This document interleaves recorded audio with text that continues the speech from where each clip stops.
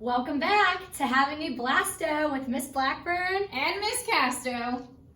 Check it out, yesterday's biggest bubbles. Miss Blackburn had a 9-inch bubble, Miss Casto had an 8 3/4-inch bubble, and Cameron commented yesterday his bubble got to be 17.5 inches.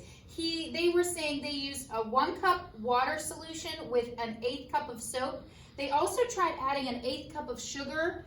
They said it worked the same with and without. They still got a 17.5-inch bubble. Great job, Cameron. You're in the lead so far. If you still want to join in, watch yesterday's video and comment below. All right, so now I'm going to be talking about the materials we're going to be using today for our experiment. You're going to need various size bottles or cups from home. You need a funnel, or you can make one out of paper.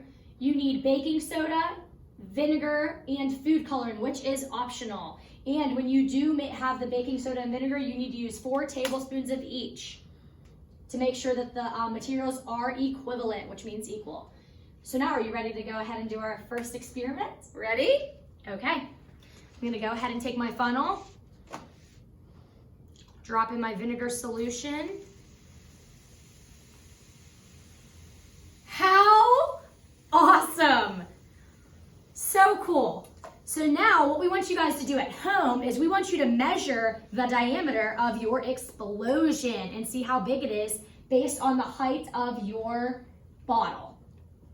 So that's our question, like Miss Blackburn said. What size container makes the biggest explosion using baking soda and vinegar? Today we have 2 size bottles that we want to use, and we want to see which one do you think would make the biggest explosion. You can pause the video and take your guess now, form your hypothesis, and come back to us.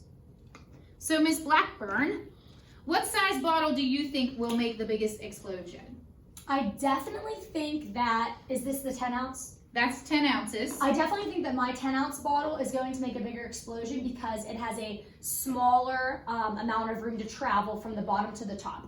So I think that my smaller bottle is going to make a bigger explosion, so the shorter bottle. So the shorter bottle will make the bigger explosion because it will come out faster. Document your hypothesis so you can just go back and look at it. Now we're going to create and conduct an experiment. Now we're going to use the 10 ounce bottle and a 16.9 ounce bottle. So, okay, ready? This is where your funnel comes in. If you don't have one, you can try and make one out of paper at home. Are you ready? Yes. We have 4 tablespoons of vinegar in here, 4 tablespoons of baking soda in the bottom. Ready? Okay, I'm ready. Set, go.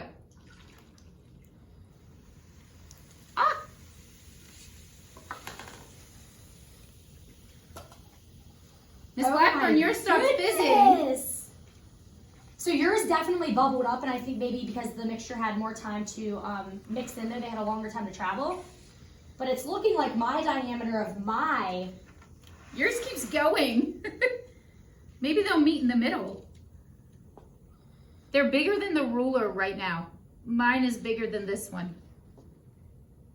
Oh, but depending on how you measure it. All right, so maybe we might have to get a meter stick out. Okay.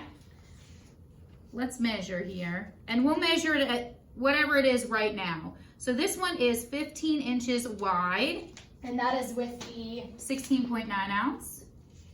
And then the widest part of this one is 14 inches long. So it looks like my hypothesis was actually wrong, Mrs.